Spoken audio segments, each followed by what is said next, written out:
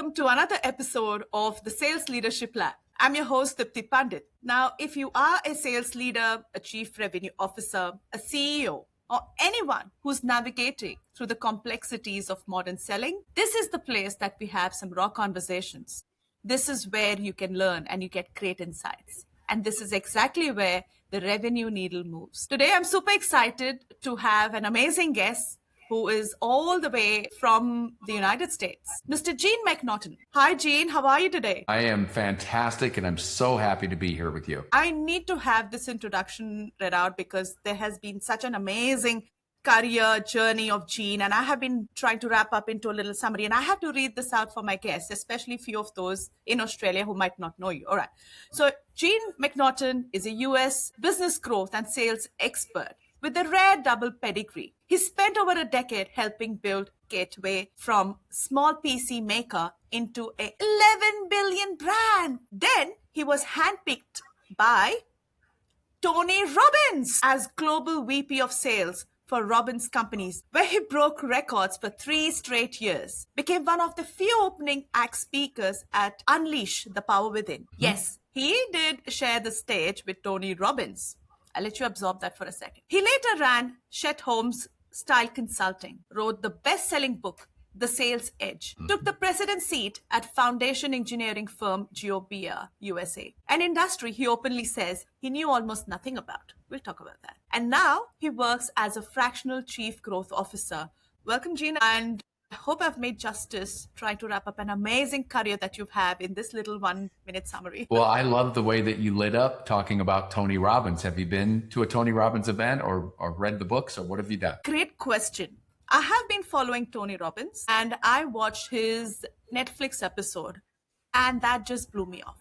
When I saw his episode, that was so brilliant on how he managed, the way he brings the energy.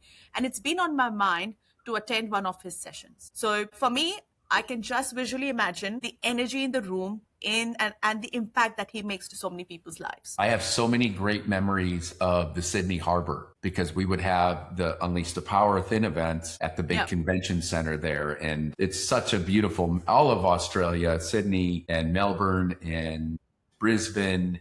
And what's the other one with the beautiful Adelaide. We've got like 5 big cities. We won't get it wrong. Of everyone I was in, and I love the Australian people. They're so kind and nice. And I just remember the number of times I was in the Sydney Harbor and would go for a little jog. And my gosh, it's just such a beautiful place. And I cannot wait to get back to Australia. I know you've been to Melbourne a few times before. And your favorite band, AC/DC, is from Australia. That is correct.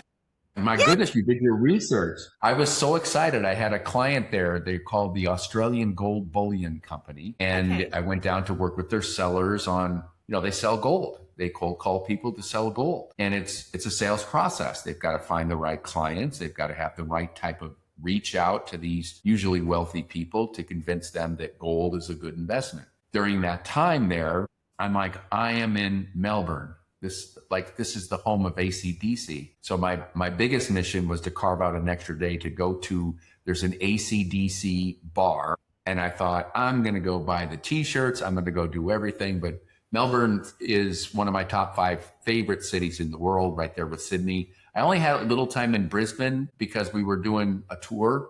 So sometimes you go into the city, you get to the hotel, you go to sleep, you're in the conference center all day, and then through the evening VIP events, you're in the conference center, then you're back on a plane to your next place. But all favorable, beautiful memories of Australia.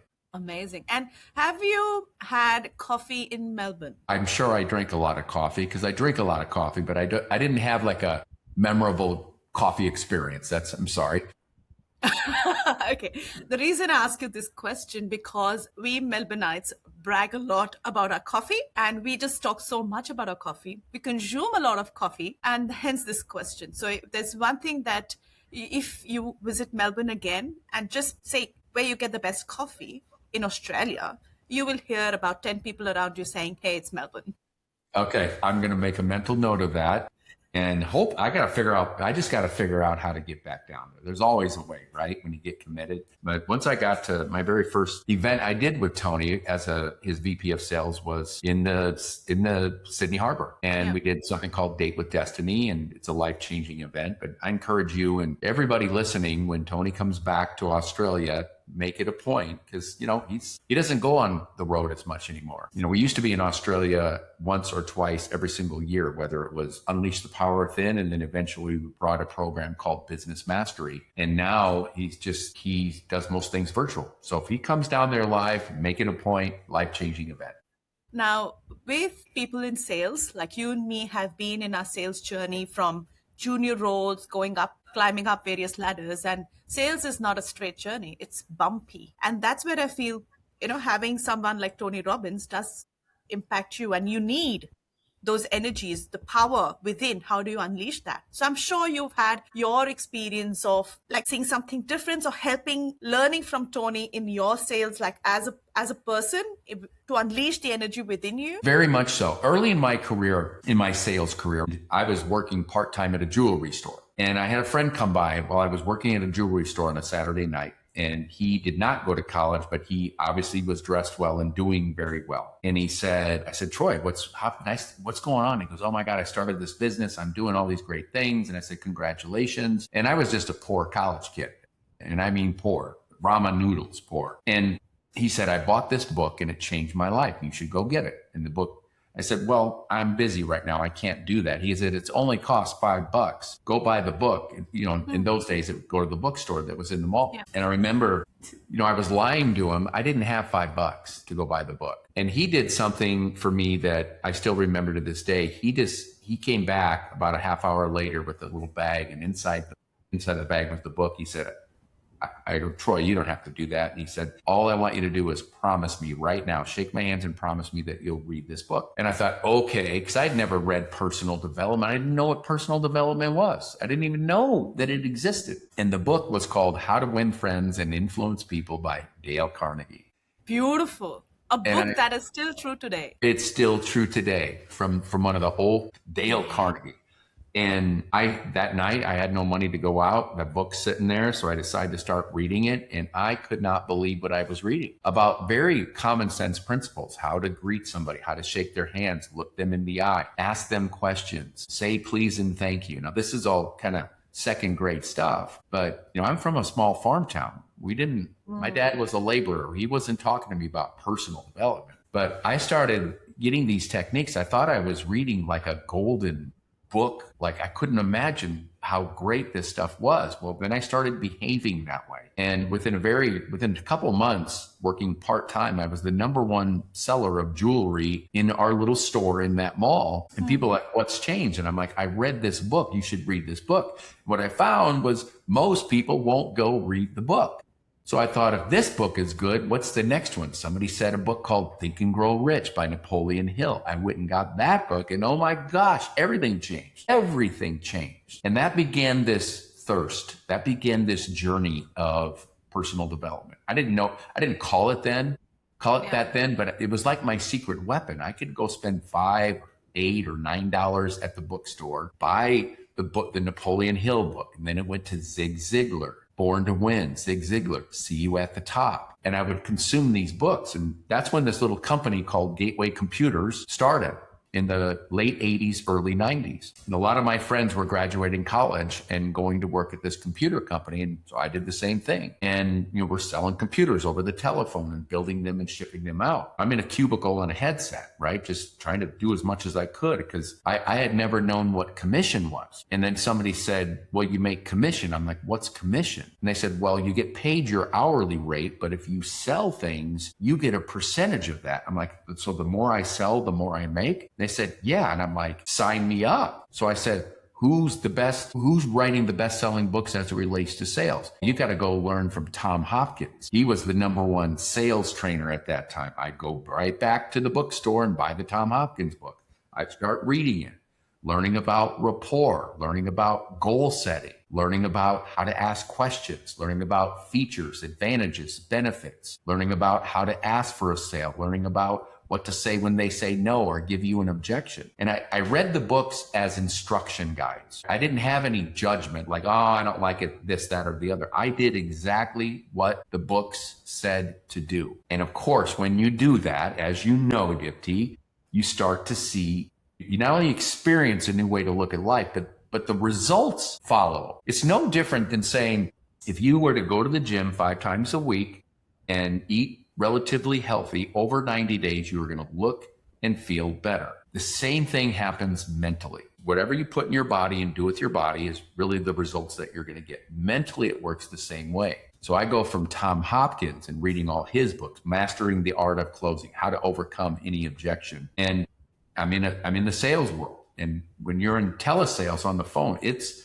one after the other, after the other, after the other, after the other. And the more people you can talk to, the more you're going to sell, the better you are at communication and being eloquent. And I use a little bit of How to Win Friends and Influence People, a little bit of Zig Ziglar inspiration, visualization of the future, a little bit of Tom Hopkins. And I go from a brand new performer to being a middle performer to being a top performer. And it was at that time, somebody gave me a bootleg tape. Do you know what a bootleg tape is? No, tell me about it. Well, back in my day, I'm old, you could have a cassette player playing a cassette, and then you could have another player that had a cassette in that you would just record. That's called bootlegging. What poor people did, right? And on that tape was Jim Rohn. And Jim Rohn is another great one that I recommend. And that just felt like it was a wise uncle talking to me. And I played that tape over and over and over again about business philosophy. During this time, Gateway is growing very fast. The computer revolution. Computers finally became affordable for regular people to have them in their home. And we were right in the center of that. So I'm doing, when I'm not on my job 8 to 10 hours a day of phone calls, when I'm not there, I'm driving to the grocery store, I'm driving to the gym, I'm driving to work. I'm listening to this personal development on tape, and I'm reading the books. The combination of all that just got me promotion number 1. Then I became a manager. Then I started learning about management systems. How do I become the best manager I can become? You can't automatically assume, Dipti, as you talk about, just because somebody's good at selling, that you're going to move them into management and they're automatically going to assume they have all these skills to lead and manage, inspire, and hold people accountable. It doesn't work that way. Well, I quickly learned at 23, 24 years old, if there's something I don't know, somebody has written about it. And I can get it at the library, I can get it at the bookstore, and find what are the best-selling ones, who are the best-selling authors. Let me get this book and let me actually read it and highlight it. And instead of questioning whether it's right or wrong, I just did what those books told me to do. And that led into a really 12-year career at Gateway as we drove it from a tiny little place to $11 billion was our revenue in 2001. And I was running, before I left, an $800 million piece of the business. I was the leader of that division. I didn't think that much about it. I was 36 years old running this huge piece of business, but I had so much training from the masters, the best ones I could find on tape and on books, that it prepared me to be able to do that. So people ask me, what is there a secret? I'm like, yes, personal development. Invest in yourself. What you listen to, podcasts like this now, Dipti. We didn't have podcasts in the 90s. We had tape. Tapes moved to CDs. This is before internet, before YouTube, before social media. You had to really go out and find the information and be a person that was committed to learn. And I'm at 58 years old now. I'm still committed to learn. I have books that I'm reading. I have multiple podcasts. Darren's podcast I listen to, your podcast I'll be listening to, because that is what keeps us sharp. That's what, anybody looking for the edge, go find somebody who's done what it is you want to do. Study what they did. Just about everybody who's done something big has written a book about it. They certainly have clips on social media. They certainly have YouTube videos. The big question, Dipti, today we have unlimited access to information. Anything we want. We want to run a marathon and we only have a month to train. There's a YouTube video about it. Or I could type it into ChatGPT and it'll give me the training regimen. So why aren't everybody being mega successful? If it's all the information is there, you don't even have to look for it. It's on your phone. You can look it up at a stoplight. The great question, if it's all there, then why aren't more people living the utmost satisfaction, both in the science of money and finance and career and the art of fulfillment, which is happiness? It's the great mystery. Let's solve this great mystery. Brilliant. Why isn't everybody? Because you've touched upon something that's really so important, and that is so true, is about personal development. Because who we are is a combination of what we are today, what we've learned, what we've embraced today. A lot depends upon our attitudes as well, but there's a whole impact on what our journey has been since our childhood, what your upbringing has been. Then as you're growing, you're a sucker for knowledge.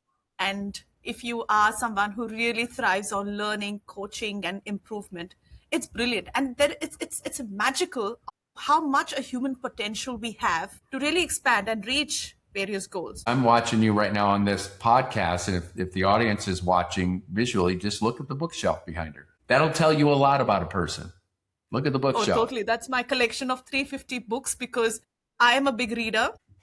So there's one thing that I ask all my guests, anyone who moves into sales, right? We don't really have formal education like a bachelor's or master's, unlike someone moving into a finance, wanting to be a chief finance officer, someone wanting to be CTO. They all have that technical expertise, and you have a pathway post-education to complete those formal education. But in sales, we've only started to have very recently. We've not had them before. And a lot of university kids that I ask, or school students, what career you want to choose, very rarely I find someone who says sales. Yet, sales is the highest paid profession. What have been those influences that has navigated you towards choosing sales as your career? I grew up in a small town in a farm community, and we were blue collar. We made enough. I had food on the table and clothes to wear, but that was about it. I was told at an early age, if you want to go play the video games or you want to have that nice bike, then you've got to figure out how to go make money. But it was from a do work for an hourly wage. And that was all I knew growing up. So how do I get a better job making a better hourly wage? Until I learned about this thing called commission. Commission said, if you do better, if you sell more, you get paid a little bit more. And I thought, okay, I can do that. I can make more than the minimum wage. And it was really financially driven. Would see kids in high school that had nice clothes and drove a nice car. I'm sure their parents bought it for them. I didn't have any of that. But something inside of me said, I want that. I want to live that life of being able to wear nice clothes, to drive the car I want to drive, to live where I wanted to live, how I wanted to live. And I knew that sales was the option that could get me there. I didn't have the mental strength nor the discipline to be a lawyer or a doctor or an engineer, which in those days were the highest paying careers. But I quickly discovered, once I really started looking at it, some of the most wealthiest people in my community all either had a business, of which if you have a business, then you have to sell, but they had some commonalities, and all of that zeroed in on their ability to sell. So I'm like, this is a skill set worth pursuing. And as I learned about commissions and started making a little bit of money in college, I'm like, I think I can do this. And it wasn't because I was special.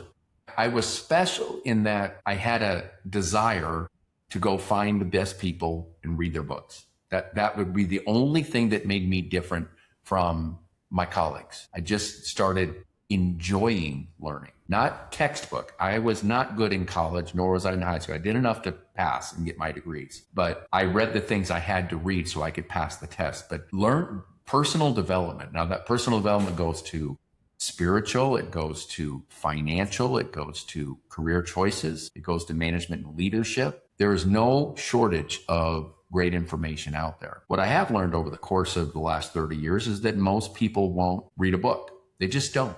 And I don't judge them for that. But I have noticed that if you really study the top 10% in any field, they're all people that take the proactive action of investing in themselves. Today, it's easier than ever. You can have it on your car when you're driving. You can have it in your ear pods at the gym. You can listen to it anywhere in the house. And that is a skill set, an action that I still do to this day. Even after all the great intro you gave me, by the way, all the accolades, I still feel like there's another level out there. Regardless, and you're going to find this, Dipti, as you get older, like you get to that, what you think is the house and the car and all the stuff. And then you kind of look around and you see bigger houses or different things or another different kind of watch. Or so the yearn to improve is always there with me. And I hope it is for your people. If you're listening to this, obviously you're somebody that's into personal development. So good on you. Then it's saying, how do you do even more? Because your success and happiness is going to be directly equivalent to the amount of investment you're putting in yourself. That's how I look at it. That's how I'm wired. Amazing. Just going back to your journey in Gateway, because you started as a junior roles and then you've moved the leadership roles and then taking the business all the way to $11 billion. One thing that intrigues me is how do you go from junior roles onto leadership roles and then, you climb the ladders? A lot of people that I interact with or my team members have, especially the ones who've had a fire in the belly, wanting to climb up the ladders. They are the ones who sort of had these questions. And even me growing in my sales journey, being an ambitious person, I always wanted to do that. So what are a few learnings that you've had in your junior years, which have helped you to be a good leader, a good manager, and to take on future responsibilities? My father always told me something that I still teach today. And he said, Gene, he called me buddy, just remember this. If you always do more than what you get paid for, you'll be employed for life. And I took that to heart. He even said, even if you do your job and you have a smile the whole time, you will get promoted. But what I really became known for, if they needed somebody to work an extra shift, I would do it. If they needed somebody to train the new hires coming in, they come and sit with you and you kind of teach them tribal training stuff. I would be the first volunteer to do that. It's no secret. It's just that most people don't do it. Do more than what you're getting paid for. Volunteer for the extra stuff. Do things and don't ask for anything in return, because there are people above you in a big company that are noticing the hustlers. They're noticing the people that step up. They're noticing the people that don't complain about everything that goes sideways. So that's first and foremost. Do more than what you get paid for. Secondly is get clear on what is the next step you want to take. I wanted to move into being a manager. I thought that I could help 10 or 12 other salespeople by teaching them what I was getting pretty good at, selling computers over the phone. I can teach 10 people to do that. That serves the company in a better way. When I started doing that, I became a manager and I would teach them that. I made this little selling system I now call it the 7 steps of selling: mindset of success, how to build authentic rapport, how to transition to asking questions, how to present using features and benefits, how to ask for the business, how to handle the 3 or 4 objections, price, how to build a referral network. But I began to teach this system to new sellers. Gateway was very good at training, but they trained them on technology. Here's how a computer works. Here's what a motherboard is. Here's what a processor is. Here's what a send chip is. But all they did is train technical. And I'd get these new sellers that could talk about a computer, but they couldn't sell to save their lives. And I'm like, we got to learn how to sell here. So I'd have people, I was working the night shift, 1 o'clock to 10 o'clock. And we, instead of having a lunch and learn, we had a dinner and learn. Bring your lunch in. We're going to go through step number 1, and we're going to go through step number 2. Well, what happened was these new hire performers started to be some of the top performers in the company. And over 100 sales reps we have in the floor. And these new people are outperforming people that had been there for 3 years. So the VP says, what are you doing? I said, I'm teaching them how to sell. And I started showing him what I was doing. He goes, can you teach everybody that? I'm like, yeah. He goes, okay, that's it. We're going to start a sales training division. You're going to be the sales trainer. And I'm like, okay, what does that mean? I didn't know what a sales trainer was. I never heard of it. Remember, I'm in tiny town, Iowa. Yeah, exciting. And that's when he said, I'm going to give you 90 days. I want you to take these documents, turn them into a manual. What's a manual? Oh, like in school, you have a manual that you hand out to people. And I'm like, okay, I can do that. There was no like Microsoft Word. This is how long ago this was. And he said, he goes, if you want to go to some seminars, if you want to go learn from people, I know you like to read books, go to some seminars. And I'm like, What's a seminar? He goes, well, these people that write the books, they have these events where they speak and you can go watch them speak and learn from them. I'm like, cool. So I go to the book on my desk, Tom Hopkins. There's a phone number on there on the book. I call him up. Got any seminars? Yeah, we got one coming up. I'd like to buy a ticket. And it was in a place called New Orleans. And that was the first seminar I ever went to. And I'd never really been out of my little town, and it was in New Orleans. And I watched Tom Hopkins for 2.5 days, and I was mesmerized. I watched him, and he was funny, and he was charismatic, and he was part comedian, part entertainer, and then would teach the stuff he was teaching in his book.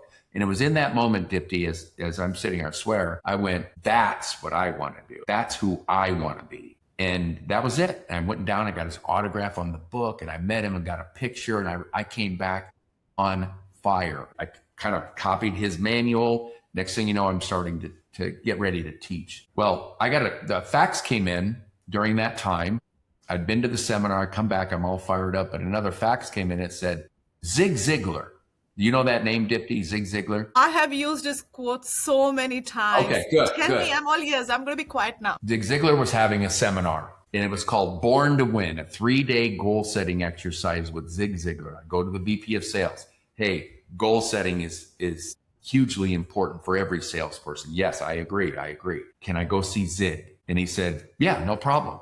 So I sign up for that seminar, and I learned about something called the cross-sell and the upsell in this process. I got a call back from them, and they said, hey, we see you're signed up for this seminar here in Texas. Zig is hosting a 2-day additional workshop. And they said, do you ever plan on being a public speaker? And I'm like, I don't think so. What's a public speaker? Well, you're going to speak in front of people. I said, well, I'm going to be the trainer for this computer company. And so, yeah, she goes, well, it's a 2-day workshop with Zig where he's going to teach you public speaking. So I go back to my boss. Can I go to this one? Yes, you can. And that really is what changed the broad trajectory of my life. The goal setting seminar, Born to Win, was fabulous. And we went through in-depth, Zig on stage, right? In a small audience, and you're working through your workbook, building your 25-year plan, your 20-year plan, your 10-year plan, your 5-year plan. And that was great. But what really changed my life was going into his public speaking seminar,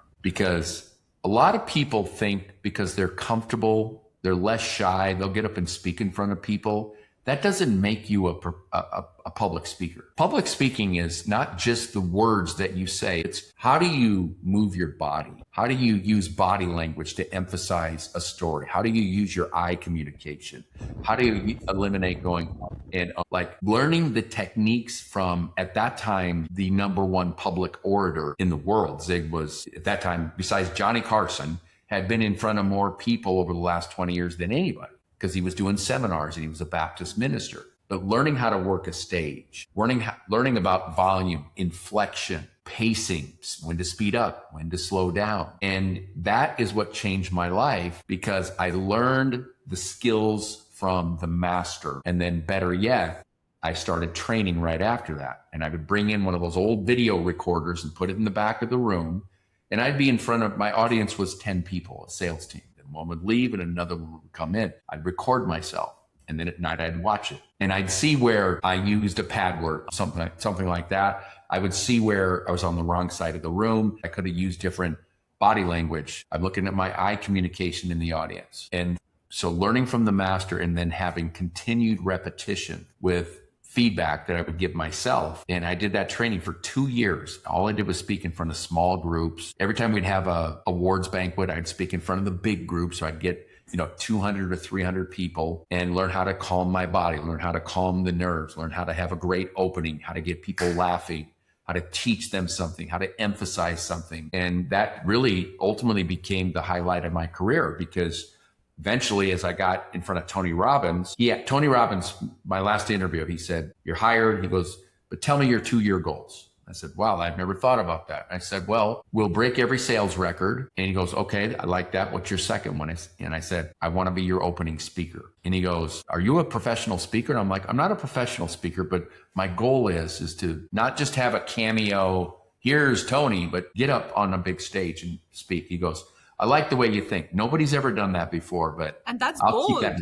And it was bold, yeah. But I was being authentic. I didn't have time to plan my answers to Tony Robbins. And sure enough, I knew that he had never seen me speak. I didn't have videos, and I wasn't a guy that's out on the circuit, National Speakers Association. I was a guy that came, from a small company that became a big company, and I knew how big corporations work, and he wanted that skill set put into his company. But I knew that every 6 months we'd have executive team meetings, and we'd go, and Tony would be there, and we'd all present our business unit. How'd we do versus our goals? What worked? What didn't work? And each of the 8 executives would get up and present their business unit. There was marketing, there was human resources, and so forth. And I knew that would be the only window that I would have for him to see me speak. So that's what I did. I would prepare. And when you're a guy at Tony's stage, at his age or his experience, when you see somebody that knows what they're doing.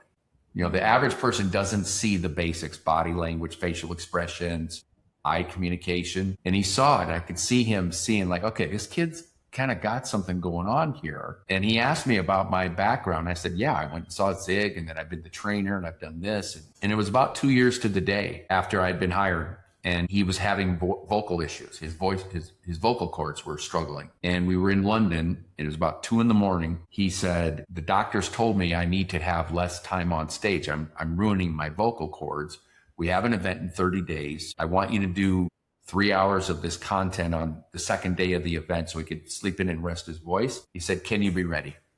I said, absolutely, I'll be ready. So I memorized it. I got a script, basically. I had to memorize. But I remember the day I was going on stage in Colorado Springs, it was the exact date 2 years later from when I said, I want to be your opening speaker. True story, to the day. Wow. Was it manifestation, visualization, and actually putting things into practice? Brilliant. Yeah. Well, there's a lesson there for everybody. I truly believe in manifestation, and I believe in the power of clarity on something you want to do, something you want to accomplish, like saying it out loud, like really committing to it. So you can call that manifestation. You can call it goal setting and goal achieving. You can call it many things, but I can give you 100 stories of when I said, you know what, I want to, that is something that appeals to me. And I'm going to put it out there, and I'm going to look at it. I'm going to write it down. Every sales team I go into, every company I go into, the first thing I'm looking at is, do they have clarity on where they're going? Do they have specific outcomes? And I'm not talking about this month, this quarter, or just this year. Where does the owner want to take the business? Where are the sellers? What are their goals? Do they want to get promoted? Do they want to make more money? But clarity in what it is you want to do is where the power comes from, in my opinion. Brilliant, brilliant. So in the sales leadership, right? When we're talking about moving up the ladders and coming at a point where you are this amazing leader, okay, to get to that amazing role, you are still doing a lot of sandwiching, as I call. One is that you have to report into the top leadership, present yourself, and then you've got the team underneath you, right? So one thing that I remember you said in one of your podcasts before is, when we have salespeople, so there is a talented one versus one who is like upskilled, right? So a skilled salesperson will perform much better. So at a sales leadership role, what are the sort of skill sets, or what is it that you think a sales leader needs to do differently? Well, you mentioned sandwiching. That caught my attention. So you've got to be very comfortable managing up, and you got to be comfortable managing down. So you got to make sure that your bosses know that things are in line, that if there's problems, that you're in front of those problems and you're solving them. What I find common traits of great leaders, they are very good about selling the story of where the organization is going. They have an endpoint. They have a North Star that they constantly talk about. Let's just say I'm known for going into companies, and companies break records. You know why they do that? Because one of the first questions I ask as I get involved is, what is the best you've ever done? What's the best quarter you've ever had? What's the best month you've ever had? What's the best year you've ever had? Revenue and profitability. That becomes my baseline, right? So when I'm coming in as a fractional chief growth officer or a consultant, my job is to grow that company. Now, there's things I do to grow that company, but you know this, Dipti, our world is based on results. And if you are somebody that can produce results, you are employed for a long time, whether it's a 6-month or a 12-month agreement that you do so well, they sign you up for another 6 months or another 12 months. That's the world we live in. So if you can learn to inspire people and then give them tools and resources to win. I find myself as a leader, it's not so much the title, but you have been blessed with the opportunity to help people get more out of themselves. They don't work for me, I work for them. And if I can do a great job of teaching them, of training them, of knocking roadblocks out of the way, of making sure they have appropriate resources that they need. And you know what? If you just ask the sellers, what do you need that you don't have? They'll tell you. It's not that hard of an equation. And in the middle of that, you're assessing. You've got to put in minimum expectations. You've got to give what good looks like and what the minimum expectation is. And you've got to be comfortable having difficult conversations. And the difficult conversation is when somebody's off, that you have a way to tactfully and respectfully let them know that this level of performance is not allowed at this company any longer. So therefore, what can I do to help you move from a low performer to not being a low performer? And if you look at it that way, you're going to find that most people will step up. But more importantly, if they don't, you've got to be confident and comfortable to call them aside and do what you need to do. If they need to be moved out, you got to move them out. You're not going to be loved if you're a good leader, you're not going to be loved by everybody. But this is what I know to be true as a leader of many organizations. So if I'm a consultant coming in, I'm really there to support the VP of sales or the owner and to get their struggling performance into profitable or record-breaking performance. And many times I go into these organizations and they're just working, they're just doing their thing. I'm like, but where are you going? Let's set a target that's never been achieved before. I find out the best and then put in metrics and management that we look at every day. There's a scoreboard built.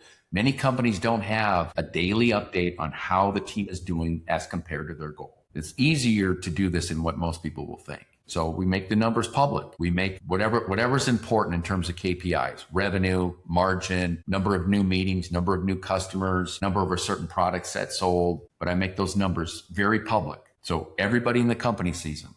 So low performers cannot hide. And nobody, I mean, you're a competitive person, Dipti. Imagine there's 10 sellers on a list and you're number 10. That alone would fire a person like you and a person like me up. I know that. I've been on the bottom and I worked my way to the top because I was so embarrassed to be on the bottom. So that's how I see it. That's so brilliant. And this reminds me of a conversation that early in my jobs that I had, where as team leaders, should we do that or not? Should we put our results in public or not? Or should we just have those individual conversations? We were in a conflict as to if we have them made public, will some of them be offended? We're just thinking too much about some individuals. But you're right and absolutely right. It has to be up on the dashboard because the ones who are lagging behind get that motivation. Mm-hmm. And the ones who still don't pick up and are still laggards, they can be shown the door. If you want to create a record-breaking organization, I'm telling you right now, you need to figure out how to publicize results, sales results. And that's internal, right? Just internal only. But I would do it like every company I consult, there's something comes out as simple as it's called the daily tracker. And it's based on 3 or 4 KPIs. Everybody has a goal in those KPIs. What is their percentage of attainment to KPI? So a new seller is going to have a different quota than a veteran seller, but they both have a quota and they both have attainment towards that quota. So I can make it. It's a fair playing field because quotas are all agreed upon before the year starts, and say it's revenue and it's 3 product lines that are important to them. Everybody has a quota in those product lines. And again, yours, Dipti, because you've been around for 10 years is different than mine if I'm new, but everybody's got a quota that rolls into the sales organization's ultimate number. And we make those public. And they come out every day and every meeting starts talking about results. You want to build a results-driven organization, then you've got to be confident in publicizing the results. Low performers should feel uncomfortable because it's either a skill issue, they're new, or it's a will issue. They don't want to do things the way that is getting done by top performers. In every organization I go to, Dipti, this is unanimous. Middle performers who want to be good love working with me. High performers love working with me. Low performers, not so much. Because I'm going to call them out. I'm not going to call them out, but they're going to be exposed. They're going to get different attention in the one-on-ones. They're going to get very clear, clear direction. You need to do this, this, and this. And I can look at their calendars to see if they're managing their time. I can look at their CRM to see if they have a clean CRM, that they got new deals coming in and deals are moving through the stage gates. I've done it so many times now. It's just a natural rhythm, but there's also a reason why I've consulted 164 companies down the last 20 years. You've worked with 164. Yeah, I'm quite keen to hear about that experience. Well, part of it is because of my time working with Tony Robbins and Business Mastery. I was president of the consulting division. I would speak on the stage. There'd be business owners in the audience, whether it was Melbourne or whether it was Sydney or whether it was all over the US or Europe or Fiji. And those business owners, I would do a case study. I didn't sell anything. I would just say, here's a company we worked with. They were struggling. Here's what we did. Here's where they are now. And it was a company we helped move from 900 million a year to 1.7 billion. The only reason I know that, they were publicly traded, so their numbers were available online. So I wasn't making anything up. I mean, these are the numbers. And then I brought the CEO in of that company and had him interviewed. It was a home builder. We're selling the same homes in the same market against the same competitors in the same economy. The only thing that changed was how we marketed and how we sold. And for that, I thank Gene and Chet Holmes and Tony Robbins and all that stuff. A relationship that was a minimum of 6 months, not me coming in and doing a workshop. There's been thousands of those. Me coming in and do a keynote. There's been thousands of those. But a true consulting relationship where part of my judgment was, did I grow this company? Did they happily spend lots of money to have me come in and impact their business? And all 164 companies had record-breaking growth. 70% of them moved from the 6-month agreement to the 12-month agreement, and 40% of those moved to a 2-year agreement. And you know, Dipti, in our world, if you're producing positive results, quantified results, they keep you around for a long time. I can absolutely agree to that. It's all about performance and you have to deliver. Now, just moving away to a question which I've been meaning to ask you, and because of you've been co-podcasting with Brent Adamson, the whole challenger methodology, your thought process is more about relationship based, whereas Adam comes with challenger. And the reason I'm asking you this question, because in my personal sales journey working for software companies, having some sales methodology has been very crux of my approach. And I have been studying so many sales methodologies. Even in my sales training, I do coach and mentor sales teams on certain methodologies. My personal touch is more towards the relationship. So I just want to pick your brains on Adam, who talks about challenger. What is your thought process on this? I've not done a podcast with Brent Addison, but I have studied his work as some of the best out there. When he wrote the Challenger Sale, now this was 15 years ago, this book came out. If you really read the book, what it tells you is that, especially in the world that I come from as a consultant, you've got to have the strength to challenge the assumptions that people have about a certain subject matter. And a good consultant will do that. A good consultant goes through a very thorough process of truly understanding the business. Why? What I say is every business is perfectly designed to achieve the results they're getting. Now, if you don't like those results, you got to say everything it is you're doing has gotten you the results. If you want to get a different result, you've got to figure out what needs to change within the organization, the behaviors, the habits. And the only way to do that is to have a challenger mindset. The challenger mindset is being comfortable finding problems and being comfortable edifying and communicating why these problems are important, and that by solving these problems, that is what's going to break them free of their current performance and move them to the next performance. The challenger is all about education-based marketing. It's all about having confidence and certainty based on your experience to truly examine what somebody's doing, point out what needs to change, and having the courage to tell the leadership team what they need to do to grow, right? So I believe in both. Of course, relationship, rapport, all good. Now, having a good relationship and building rapport does not guarantee somebody's going to buy from you. But if you can't have a relationship and build rapport, it will guarantee they will not buy from you. Then it's running a thorough sales journey. Now, my whole book, The Sales Edge is an acronym. Educate yourself, develop their gaps, understand the greater gap. What does it mean down the road if this problem is not solved financially, humans, human resources? What is the downside of not solving this problem? But what is the upside in 6 months or 12 months when this problem you have goes away? And then creating an emotional connection by telling a story of another client, another situation just like them that used your services and got the results. That's what edge is. But it's the heart of consultative selling, which says this: the best sellers out there do not lead talking about their features and benefits, their widgets, their wadgets, what they have and what they do. They lead by asking intelligent questions in a specified order. That's what consulting is. It's the art of asking intelligent questions to gain the information you need to make a recommendation. And sometimes your recommendations will go against the grain of how the business operates. It's your job of being able to persuasively and congruently communicate why these changes being made will create a better outcome. So I'm all about Challenger because they studied over 10,000 B2B buying transactions, and they went to the buyers and said, why did you choose one company over another? And it was like 19% of the decision was based on brand and recognition. 19% of the decision was based on they had the product and they could deliver it within the time frame, basic stuff. But it went on to say only 9% of the final decision was what they called price to value ratio, meaning lowest price. And then 53% of the final decision had to do with their sales experience. Now that's great challenge. That basically saying most companies spend a bulk of their time to have the best products at the lowest price, build their brand through marketing and all the stuff they do, but they spend the least amount of time on maximizing every touch in the sales process.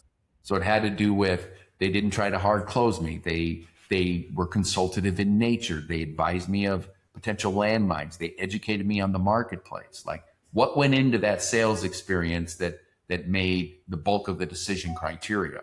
That's the biggest takeaway I got from Challenger, was looking at every step in your sales process. And this is for any of you that are sales leaders right now, like from the point a lead shows up, or if you have to go create the leads, what happens next? What happens next? What happens next? How do you remove friction? How do you maximize every stage gate of the process? You go from initial meeting to now you've got to go learn about them, got to gather information, then you've got to build something of which a solution-based something to present to them. You got to present, then you've got to expose your pricing. You got to handle objections. You got to move to a signed contract. I mean, everybody has these stage gates, and then it's like, how do you maximize every single touch possible in that stage gate? And just, I can recite so many lessons I got from Challenger, and that's among some of the better business books I've read. So it's not an either or, but how do you blend the two? Because a good consultant is a truth teller. And I'll tell people, all change starts by telling the truth. My job, I have no emotion to this. I'm looking for, here's where you are, and here's all the things you're doing to get to, let's just say 20 million in revenue. If you want to get to 40, here's what needs to change among all this stuff. And now after so many years of doing it and running so many divisions at Gateway, running 11 sales teams at Tony Robbins, consulting 164 companies, for me, I'd have to be an idiot at this stage not to see the exact pattern of what it takes to grow companies and break records. So I have the same doctor-like approach. Somebody doesn't come to me and says, our sales are sluggish, and I say, you need sales training. Let me come train you. No, that's not how it works. But unfortunately, that's what most consultants do. They disguise themselves as a consultant when they're really just a sales trainer. Consulting is their compensation structure, team morale. How do they recruit, interview, and hire? What's their onboarding process? What are their management meetings like? How do they hold people accountable? What do they do to develop their reps? What's the ongoing training? Where's the mindset training? Most companies don't have that. And a true consultant is the package of all of that is there to move the needle. Now, there's a reason why guys like me get paid big dollars to consult. Why? Because I solve big problems for big people. The CEO wants to sell the business in 3 years. They want to double sales, and they want to do it ethically. So as you move up the ladder of being a large ticket consultant, really comes down to this. You have the ability to solve big problems for big people. By the time companies bring me in, Dipti, in their mind, they've tried everything. They fired their VP, brought in a new VP. They fired their managers, brought in new managers. They've washed out their reps, brought in new reps. And they're putting them into the same system that created the poor performance of the other ones. So I get called in when it's the VP is ready to get fired. Another low performance, the president of the division is going to get fired. Dipti, I never get brought in when teams are crushing it and breaking records. I get brought in when they're stuck, they're stagnated, they're going backwards. They've got a low price competitor coming in, stealing their business, and their sales reps don't have the wherewithal and the selling strength to be able to maintain that business. My job is to solve those problems. And that's why, I command the fees that I command. It's gold, because a lot of sales leaders that I work with, they're always looking at, we got to achieve our numbers. And if the numbers are not happening, change people. Where you have absolutely touched upon very much fundamental. And again, relating to the case study, 53% is about the sales experience. So it's not about getting high paying sales team. It's about your customer's journey and how do you deliver that? That's gold. So my next question. So what's next? I know that you have a book that's upcoming in October. I'm keen to hear on that. And anything else? What's next happening in your world? Well, there's no secret. AI is here to stay. I started my AI journey a year and a half ago. And I look at AI like grade school. Everybody starts in kindergarten. What is this app? What can I do with it? They start using AI instead of Google for certain little things. Then they might build me a funny caricature, rewrite this email. But AI is about, you go from kindergarten, you get some strength, you go to first grade, second grade, third grade. There's no leap. You've got to go through the paces to learn it, to get good at it. It's like any video game. I speak on stages quite often. It's one of my favorite things to do. It's fun. It pays well. And I get to be the hero for 2 hours or 2 days or whatever it is. But I was interviewing sellers, B2B sellers from all around the country here in the States. And I started asking about AI. And I've done that last fourth quarter and the first 2 quarters of this year. How many of you in the room are using AI? And in most cases, about 30 to 40% of the hands went in the air. I'm like, okay, that's pretty good. Because you would think by now everybody's using AI, but they're not. Then I say, okay, how many of you are using AI to enhance your business career? For prospecting, for account intelligence. Maybe it's plugged into your CRM. Maybe you're using it to help you build proposals. Maybe it's helping you read long RFP documents and summarize, like just giving them examples. And of the 40% of the hands that went up, almost all of them went down. And I realized there's a big problem. While every company, the CEO is saying, we have got to be an AI company. We got to start doing AI. And they buy a tool and they throw it at the reps. They buy a tool and they throw it at the managers. And tools without training are worthless. Tools without training and reinforcement and coaching are worthless. And now you have so many different AI widgets and wadgets showing up. Just go to LinkedIn. Look at, we've got a new automated this and we got bots doing that. Meanwhile, most of the regular busy salespeople, and I get it. I know what it's like to be a field sales rep. You're on the road. You're going from appointment to appointment. You got to update your CRM. You get in late to your hotel room. You're updating your CRM at night. You're making follow-up calls and you go to bed. And it's being a field sales rep or a field manager, business to business, you're busy. Who's got time to AI this, AI that, and study this and study that? There's a big gap in most sellers, not all. This book is not written for the front cutting edge people that are using AI on a daily basis. I'm writing this book for the middle group that knows they should be using it. They just don't know what to tell it to do. They don't know what to ask it. They don't know what's even possible because they've never been taught how to push the engine. So I'm taking, the building blocks of my original book, The Sales Edge, is about hunting and winning big deals. Business to business, not just transactional selling. Well, it's got very good stuff in there on laws of persuasion and influence and how to handle objections. Of course, we all need that. But it's about really understanding how to move the needle in a big company and win big deals. It's what I became known for at Gateway. And thankfully, somebody said, you got this training background. Why don't you go teach people how to win those big deals like you did? That became the basis of the book. the principles of hunting and winning business in the business to business field, I don't think the principles change. The tools to get to the principles and do them faster and do them more effective are there. People don't know how to use them. So I'm writing this book for the people that are novices at AI, that need the jump start. They need the coaching. They need somebody to say, copy this, put it into your engine and follow the directions that the engine gives you. And they'll start to get those breakthroughs. They'll start to get the understanding, because it is true. A year from now, if somebody's not regularly using AI, they're just gonna fade off into the sunset of the selling space, I think. So I'm going after the masses that know they should be doing it. They just don't know. Nobody sat down and say, if you want to do account research and you want to learn about the people you're going to meet with, here's some easy things you can type in. You know, the days of just LinkedIn, which is good, right? I can find out work history, who I'm connected with, what we have in common. I can find out, you know, their career, where they are and where they were, all that stuff. But if I punch the same information on somebody that has a certain title in a certain industry in a certain area of the country, and it can tell me where they went to school and what they do and charitable causes and what's important to them, and the days of having to go to a website, then LinkedIn, then Google, and who has time for doing all that, which is why most people don't do it. I can do it at a stoplight with the right prompts. I'm meeting with Dipti, and she is this, and she lives in Melbourne. Tell me what I need to know about her. What would be 3 things that would allow me to make common ground with her? How should I open up our conversation? What would be 3 ways that I can build rapport with Dipti? Because AI knows who I am. Say, well, you both like soccer. She has kids that are your age. It'll tell me all this stuff. And I can come in with a level of intelligence. For example, when you did my intro and you said some things, I'm like, how did you know that? Well, I'm guessing.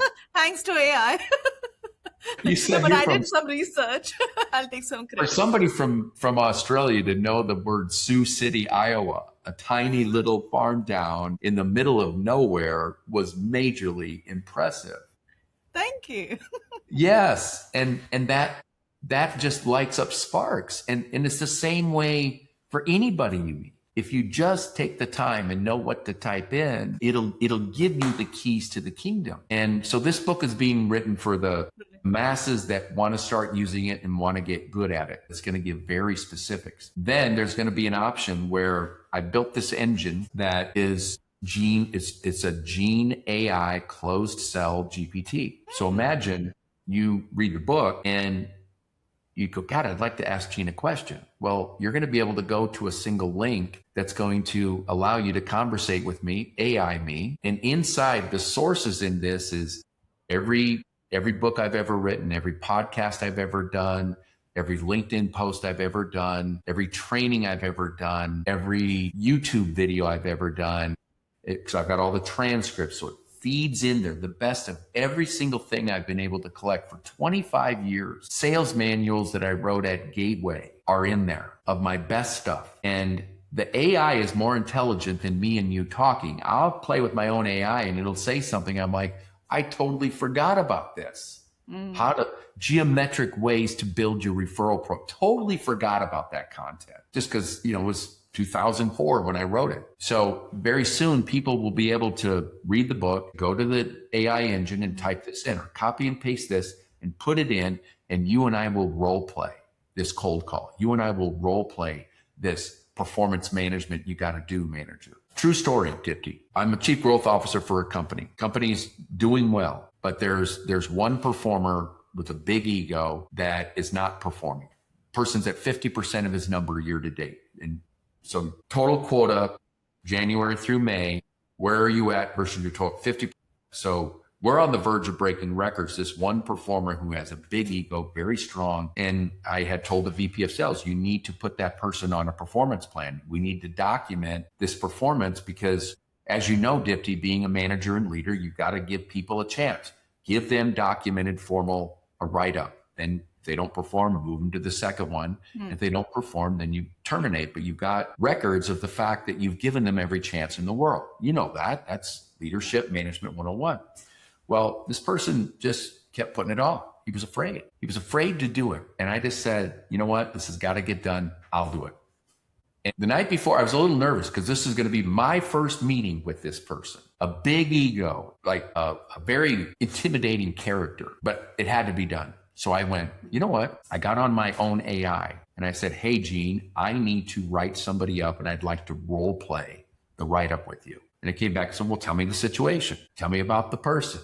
What would be 3 to 5 excuses he would give? Well, he's probably going to say this, that, and the other. Okay, we're ready to role play. And I literally spent a half hour role playing with my own AI. And it kept pushing back and giving excuses and saying I'm a jerk and all this stuff. And by the time I got to the meeting, I was so prepared. And brilliant. Yeah. And the AI advised me, say, remember, you always go hard on the problem. You don't go hard on the person. And I kept remembering that because I wrote that in a book somewhere. I talked about it on a podcast somewhere and I went, God, that's so true. I mean, just because we've learned something over 25 years doesn't mean it's always sitting at the top of our brain and we can remember it. You probably learned some brilliant things 10 years ago.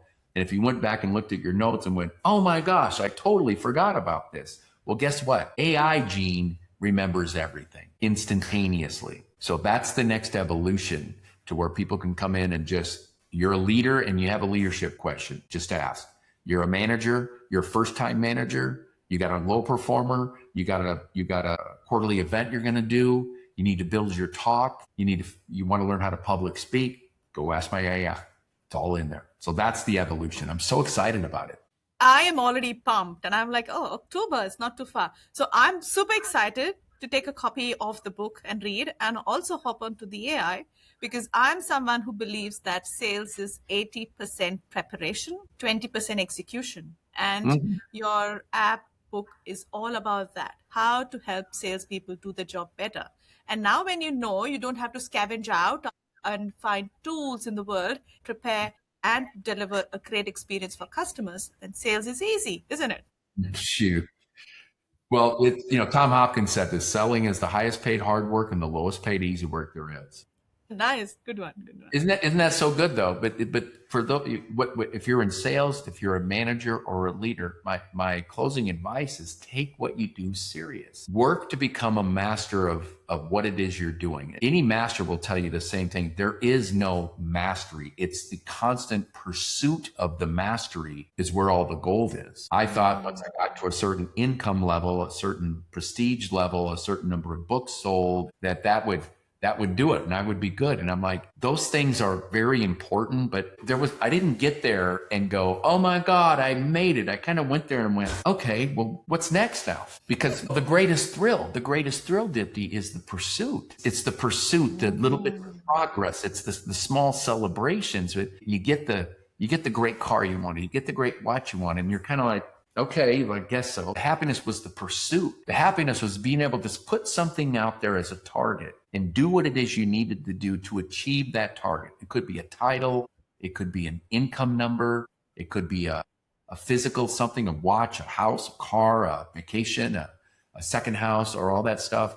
And you'll find the thing itself is less exciting than the actuality of the journey, of the progress, of the downs and the ups, the times you almost quit, the times when everything went sideways, but for some reason you kept going. That is where the gold is. And that's like a drug. This is gold. We've had some amazing lessons and so much about your brilliant journey, Gene. A brilliant episode for all our listeners. So if anyone has to reach out to you, what's the best way? LinkedIn or? Yes, absolutely. LinkedIn is my favorite. And I look at all my DMs. I get a lot of spam in there, but do podcasts like this. People reach out. If you want certain resources, I'll just send them to you.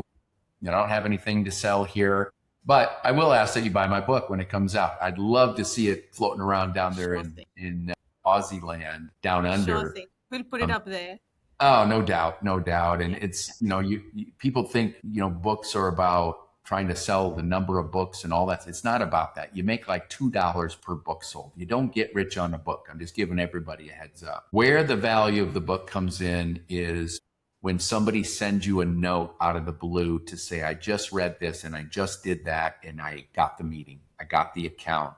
I saved the deal. I helped an employee perform better. There is an intrinsic fuel that comes from it. So it's not, people think you write the book and you get rich. No, 1% of people make real money on books. But for me, it becomes the calling card. I meet somebody, they're a CEO of a business, and a FedEx shows up and there's a signed book for them. But I really use it to get the best of everything it is I'm thinking about into one document that I can put out into the public. And it's not as easy as all the online folks say. You can put out a crappy book easily, but if you want to put a good one out, you've got to really put your heart and soul into it. And you got to be prepared that once it's out there, it's out there. And you want to put your best foot forward. And I intend on doing that. I've hired a team of experts to work with me. I can do the content, but you need writers, you need editors, you need graphic designers, you need cover people, you need marketing people, you need landing page people. So I've got the team in place. I've invested the money, and we're going to pump this thing out, and hopefully it's going to change. Excellent. Well, thank you so much, Gene, for